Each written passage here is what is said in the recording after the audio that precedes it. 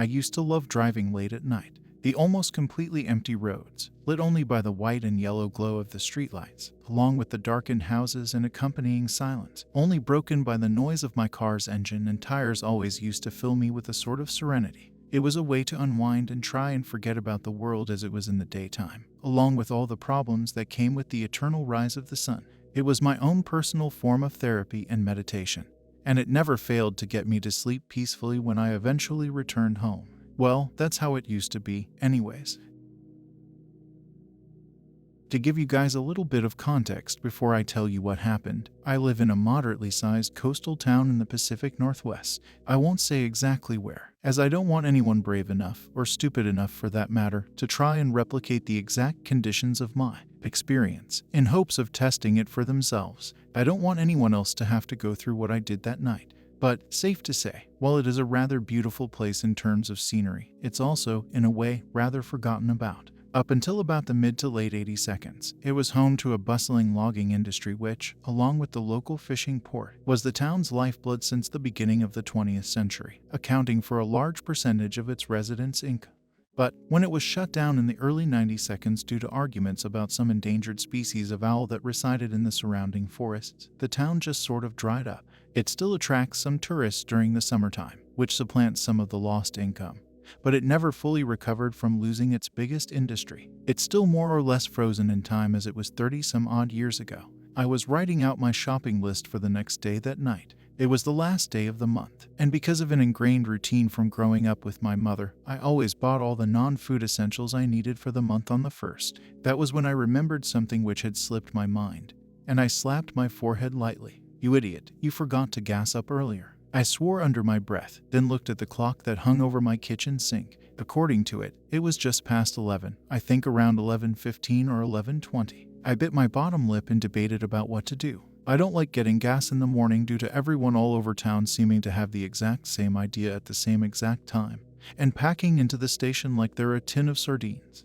I knew that there was at least one gas station near my apartment which stayed open all night, which, for the moment, anyways, was still under $2.40 a gallon. "Ah, fuck it," I muttered to myself, pushing the pad of paper away and standing up from the table. I was feeling a bit restless. Anyways, a late night drive, even for just a few minutes, would help me relax. Pulling on my sneakers and jacket, I grabbed my car keys off their hook and stepped outside. The late February air was colder that night than it had been all winter, and it stung my face as I walked down the stairs and crossed the parking lot to my car, noting with vague interest that there was no moon showing tonight, just the stars, an occasional brighter flicker of a satellite. Unlocking the door, I had to pull on the handle a couple times, as ice had formed and frozen it shut. Finally, it opened, and I slid behind the wheel, jamming the key into the ignition and starting the engine.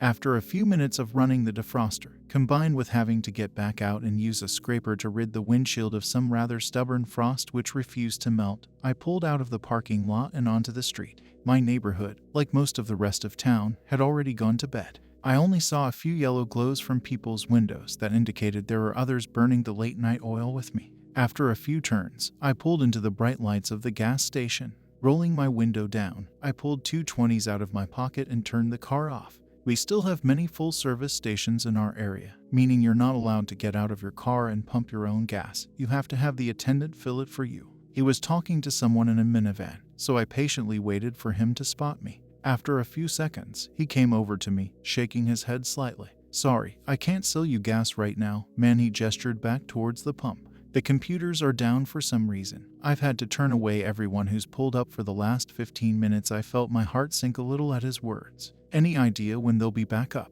I asked, hoping he'd give me a solid answer, but he simply shook his head again. "I honestly don't know. It could be 15 minutes, could be half an hour." He gave the pumps a look of disgust. "I knew connecting the pumps to computers would be a bad idea," he murmured. I grunted in reply, not really knowing how to respond to him. He looked down at me and shrugged, then slapped the roof of my car and began walking back to his booth in between the pumps. "Try coming back in about half an hour and seeing if we're back online again," he called, stepping inside and sliding the door closed behind him. "Shit," I muttered to myself, rolling my window back up and turning the key until the glowing green lights of my car's digital dash came on. According to the gas gauge, I had just about a quarter of a tank left. My car is a 30-year-old Crown Vic, and if you don't daily drive an older car, let me tell you something. A quarter of a tank really does not last in something that gets 11 to 13 miles per gallon in town. I slapped the steering wheel and let out another shit, trying to figure out my options. I could simply stay and wait to see if the computer's fixed soon.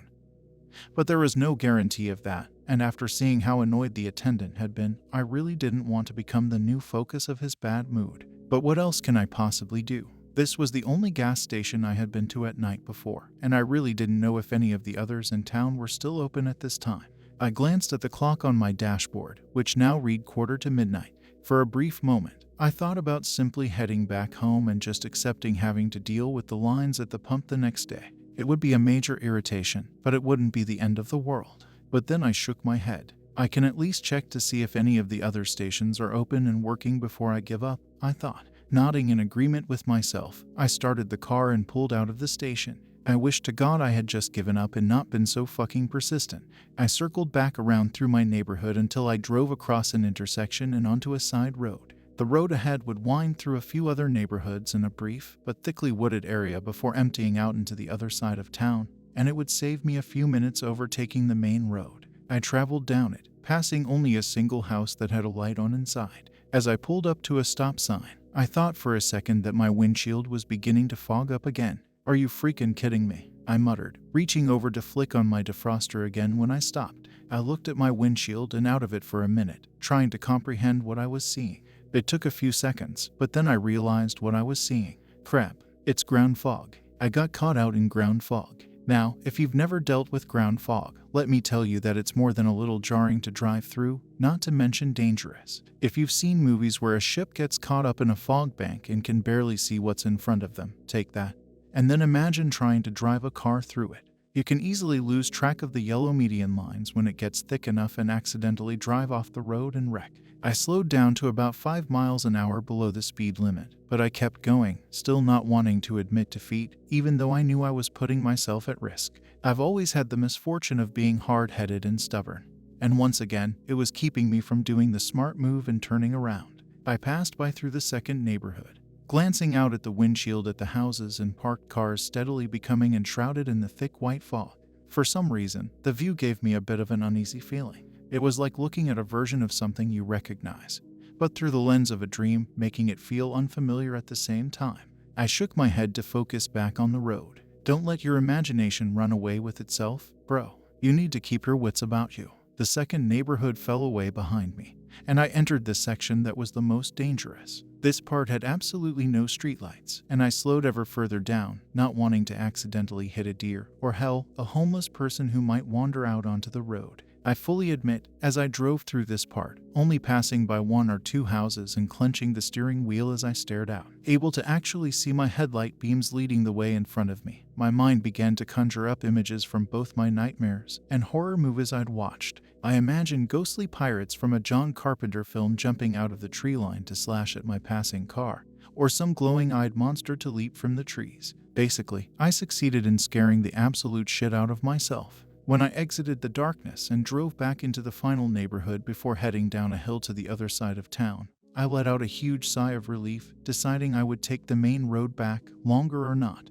As I came to a stop at the intersection of the main road, I glanced left and right and noticed something odd. As I said before, one reason I used to love driving late at night in my town was the almost completely empty streets. Emphasis on the word almost, even at what my car's dashboard clock now indicated as 5 past midnight. There would always be 1 or 2 cars driving on the main roads, from people working the late night or graveyard shifts on their way home or to work, not to mention the cops that patrolled late at night. But now, as I looked around and strained my eyes to try and catch the glimpse of headlights or taillights through the fog, I saw nothing, not a single trace of another human being. I shook my head and crossed the intersection onto another side street, shrugging. But inside, I began to feel that uneasy feeling which had come over me on the darkened road return. It wasn't gnawing at me, almost shooed away by the streetlights passing overhead and momentarily illuminating the car's interior the way a child's imaginary monster might be frightened away by a night light. But it still lay just beneath my skin. I passed by the hulking shape of our town's mall on my right, and then up to the curb beside the Safeway next to it. From here, I could see the lit-up gas station on the far end of its parking lot, which, for some reason, was surrounded by yellow tape. Fuck, are you kidding me? Apparently, it was closed for some sort of maintenance, which was exactly my luck. I glanced down at my car's gas gauge, which now read just below a quarter of a tank, and rubbed my eyes. Sighing, I put the car back in drive and turned back onto the main road. There was one final place I wanted to check, a gas station 2 blocks up.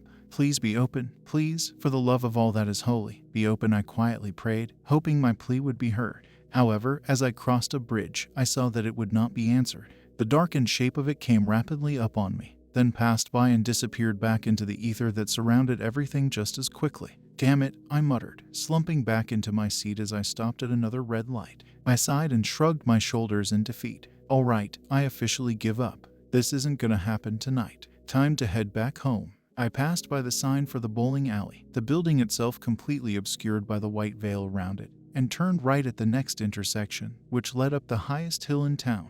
As the car climbed, the uneasy feeling I had stayed with me. For the first time in a while, I disliked the silence. I wished that my car's speakers hadn't blown out a few months ago, as the radio would have been a welcome distraction from it. Cresting the hill, I navigated my way through another neighborhood until I came to another main road. This one which would lead me straight back to my side of town and home. I turned onto it, glad that I would be in my bed in a few minutes as I passed by a dark and empty park on my left. I'd deal with everything else tomorrow. As I drove down a hill, I finally spied another sign of life. Down a side street to my right, seen for just a split second, I saw the outline of a person standing on a sidewalk. It was too quick and too foggy to make out any details, but just knowing I wasn't alone out here made me feel a little better, even if it was likely a homeless person wandering around. That feeling lasted about another 20 seconds, until I reached the next intersection. I remember, I blinked a few times as if what I saw in front of me would disappear like a hallucination, and just up and said aloud, "What the actual fuck?" with an absolute feeling of confusion coming over me. Every road in our town, even the main ones, have those stereotypical metal poles at the intersections with the green signs on top, telling you what streets you're approaching in which direction. The ones I was looking at were not the ones that should have been there. Instead, they were the ones for an intersection I had gone through to get to the closed gas stations. I shook my head and glanced around, where I felt another pang of surprise rip through me. Instead of the auto zone across the street, the Rite Aid off to my left, and the sandwich shop to my right, I saw the convenience store and houses that stood around the other intersection. Feeling my head spin lightly, I pulled into the empty parking lot of the store and put the car in park. I pulled my glasses off my face and rubbed my eyes, trying to make sense of what had just happened. Am I really that tired? I thought to myself. I've gotta be, and this fog is not helping. I'd had moments before where I'd been so tired, I'd sort of drifted into autopilot mode and snapped back to find myself somewhere else, so I simply chalked it up to another of these moments. I slapped my cheeks lightly to try and perk myself up, then spoke aloud to try and focus. Okay, time to get home on the double, man. This is dangerous now. I pulled back out of the parking lot and drove towards the mall and the Safeway. A minute later, both passed by, the station still lit up and surrounded by the yellow tape. I turned right and drove down the road again, passing by the second closed gas station and the bowling alley. Following the path I'd sworn I'd done before, I turned up the hill, made my way through the neighborhood, and came out onto the main road. This time, I looked up at the street signs to make sure I was where I wanted to be. I saw with a sense of satisfaction that I was, indeed, on the right one. I turned onto the road and noted the park on my left, as well as the church looming out of the blanket of fog. As I drove down the hill, I glanced to my right again. The intersection whizzed by, but again, I saw the outline of a person standing a few blocks down the road in that split second. I murmured aloud. Maybe it's not a homeless person after all. Maybe it's someone up late going out for cigarette break. The thought, again, made me feel somewhat better. And then it burst like a balloon pricked by a needle as I came to a stop. My eyes widened, and I felt my breath clench in my chest as I stared at the street sign. It can't be. It fucking can't be. But it was. It was the intersection. The same damn intersection. I sat there, my foot on the brake as I attempted to understand. I knew for a fact that I hadn't drifted off this time, and I had kept careful watch of the streets I had taken. There was absolutely no freaking way I was back here. The two roads had no connecting links to each other. Hell, they were almost a mile apart. This makes no fucking sense, I said as I leaned my forehead on my hand. I glanced down at my dash and saw that I'd lost a bar on the fuel gauge, spiking my stress further as I looked to the right to look at the distance to empty. It read 20 miles. Swallowing hard, I let out my breath in a whoosh. Okay, get a hold of yourself. You're all right. Keep a grip. Don't panic, I whispered to myself. I hoped that my own voice would provide me some comfort and stability, but it didn't seem to help much. I looked around me and saw the same store and houses, then pulled away from the intersection. The mall and Safeway passed by again, but when I came to the intersection, I turned left instead of right. This road should lead me back to a main road which intersected with the one I'd twice attempted to get to. As I pulled onto the road, I pushed down on the accelerator just a little bit harder, almost as if to will myself straight to the end. The speedometer crept up to 40 as a billboard for the local hardware store hanging over the street whipped overhead and disappeared behind me. I knew I shouldn't be going so fast with such limited visibility, but as much as my brain was trying to rationalize what was happening, cold shivers were beginning to climb up my spine. And then they climaxed as the exact same sign came into view and went past. Wow, there is no fucking way that just happened. There is only one of those signs in town.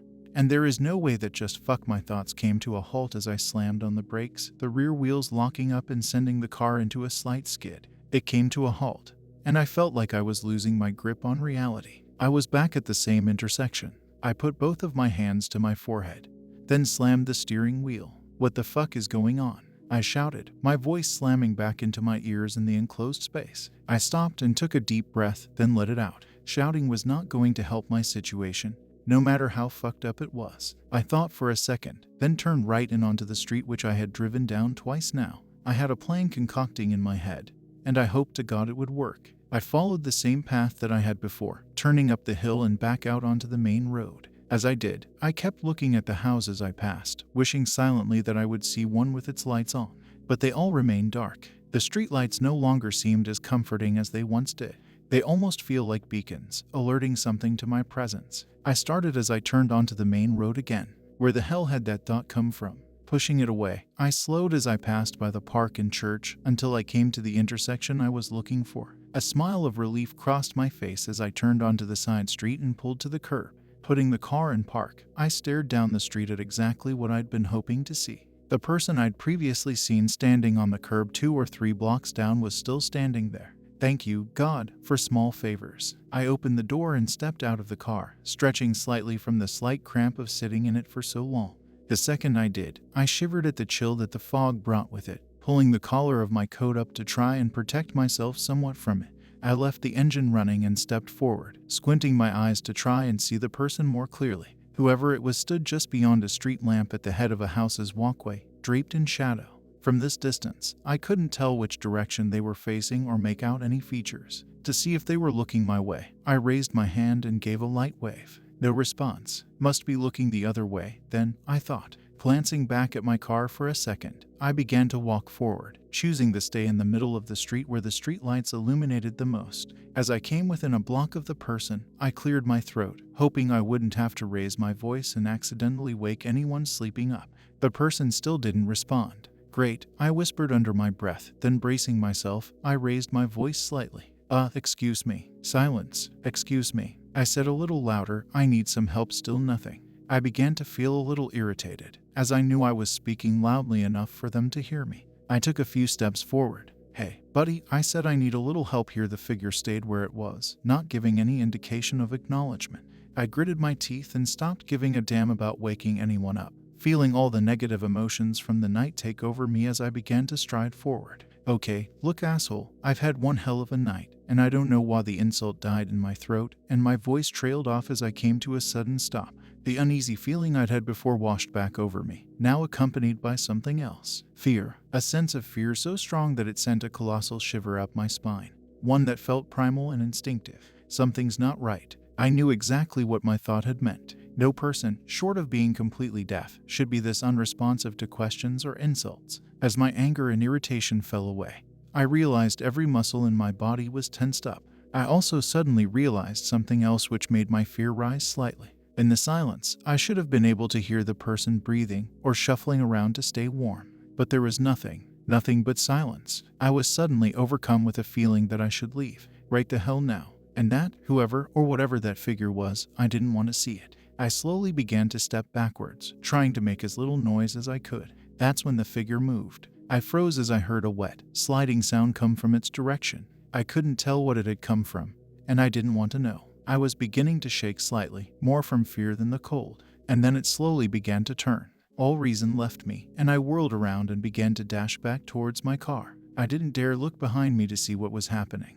All focus was on powering me to my escape. I reached for and snatched the handle, yanking the door open and jumping inside. Just as I began to slam it closed, I heard the sound which still wakes me up in the middle of the night, sheets stained with sweat. I heard the beginnings of a laugh, but not one which could have come from any human. This sound was at the same time dry as paper and wet as rain, croaking and filled with more malice and evil than I have ever heard in my life. And then my door was shut and I was fumbling for the gear shifter, yanking it down from park into reverse so hard I thought I would break it for a second. The tires screamed as I jammed my foot down onto the accelerator, and the car flew backwards into the empty intersection. I glanced up only for a split second as I put the car into drive to turn the wheel. And, God, do I wish I never had, because what I saw will haunt me until the day I die. The figure was still in shadow beyond the streetlight, but I knew that it was facing towards me now, because I could see its eyes, its gold and red glowing eyes. I screamed the loudest scream I ever have let out in my life as I slammed my foot onto the accelerator, the rear of the car breaking loose and sliding out behind me before the tires caught the pavement and shot me forward. The engine roared as I kept my foot hard down, no longer caring about hitting anything at all. All I knew was that I had to get away. The car left the road for a moment as it dropped down into a hill before slamming back to earth. Still, I kept my foot to the floor. As I watched the speedometer rapidly climb towards 60, I kept all my attention on the road in front of me to keep the car in a straight line. The lights whipped over my head, the wind whipping past the windows, and then I flew past the park again. No, I moaned out as the church flew past as well. I could see the intersection coming up again, but I didn't dare look down the side street again. I just kept my foot to the floor as it whizzed by. The speedometer rose to 80, and I spared a split-second glance at the gas gauge. Oh God, was all that could wheeze out from between my lips. Somehow, in the span of time from my last turn around, so much gas had been used up that there were only 2 bars left. The distance to empty read 10 miles. No, I began bleeding out like a mantra as the park again came into view. I refused to lift my foot, but this time, I shot a glance to the right as the intersection flew by. My fears were confirmed as with the split-second glance I had showed that the thing was now closer to the main road than it had been before. All the streetlights on the road having gone out, the speedometer was now at 90, and tears began to fall from my face as the park, church, and side street kept flying by over and over again, disappearing and reappearing in the fog like a hellish vintage film background. Each time it repeated, it was closer and closer. When I passed by it again, it was standing at the very edge of the intersection, so close that I could hear its laughter filter through my closed windows and over the roar of my engine. As I looked down and saw the speedometer break 100 miles an hour, I glanced up to see it standing in the middle of the intersection. The lights in it had gone out, and all I could still see was its glowing eyes. Screaming again, I jerked the wheel to the right, almost sending the car into a spin. The headlights for a moment illuminated the demonic visage hidden in the fog and darkness, and if they had stayed a microsecond longer, my mind would have broken. Even now, I can't recall the exact details. It feels like my head will split in half if I try to. But the car barely missed it, and I heard the sound of its laughter change into a cry of rage, of indignation. I felt something strike the left rear of the car and I fumbled to keep it on the road. Glancing in the rear view mirror, I saw the gold and red eyes disappear into the fog, and I felt the tears flow freely from my eyes as I knew I couldn't avoid it a second time. In my head, I made the decision that if I saw everything pass by again, I would aim straight for the thing this time. If I was going out, I sure as hell was going to try and take it with me. I braced myself to see the park and church again. However, I was filled with shock when I saw the sign for the auto zone light up the intersection in front of me. "Wah," was all I could manage out as I flew through the intersection and past it. And the Rite Aid, and the sandwich shop. I glanced down at the dash and saw I was doing 110 as the Walmart flew by on my left. Was this a trick? The answer came as I saw the lights of the gas station I had left flicker through the the lifting fog. Yes, the ground fog was beginning to lift. I began to laugh, softly, still crying as I let my foot off the accelerator. My laugh sounded almost insane as I braked and pulled back into the gas station. I put the car in park and turned the engine off, my body shaking uncontrollably. I buried my face in my hands until a rap on the window caused me to shriek out and fumble for the keys. "It's here." It was a trick. It wasn't. It was the attendant. He motioned for me to roll my window down, and I slowly did. "Hey, you got back here just in time. The computers are bah." He stopped as he caught sight of the state of me. "Hey, are you okay, buddy?" he asked gently, putting a hand on the door sill. What could I possibly say? If I told him the truth, as much as I wanted, he'd never believe me. Hell, I wouldn't have believed me unless I'd just gone through what I had. I wiped my eyes with the sleeve of my jacket and pulled out the 220s I had, trying to keep my voice from shaking. Why yeah, I stammered a bit, just had a near miss on the road, scared the hell out of me. I held out the money to him. Can I just get $40 of regular, please? He took the money, still looking hard at me, then looked at the rear of my car. Looks like you had more than just a near miss, he finally said. I stared at him in confusion, and he gestured for me to get out of the car and look. I stepped out on shaky legs, and thankfully had the door to grab onto as they almost gave out on me as I saw what he'd meant. Dug into the left rear quarter panel of the car, just behind the gas cap, were 3 tears in the metal. They were deep and evenly spaced apart. No, not tears, I realized as I stared at them. Plum marks. I kept staring at them as the attendant filled my car up, then snapped out of it as he handed me my receipt, giving me a last hard look as he did. As I turned to get back in the car, he called out one final thing. Try not to drive in the fog again. I've seen too many people get taken by it. I turned back to ask him what he meant, but he'd already shut the door to his booth. Now it's a few days later. I know I'll never understand what I stumbled upon or what that thing was, and frankly, I don't want to. I already deal with enough nightmares from the little I experienced, nor do I know how I got away. When I see the ground fog roll in now, like I did last night, I close my blinds up tight and stay inside, and I will never drive late at night again. I won't tell you not to, but if you do, please be careful, and whatever you do, don't drive when the ground fog rolls in.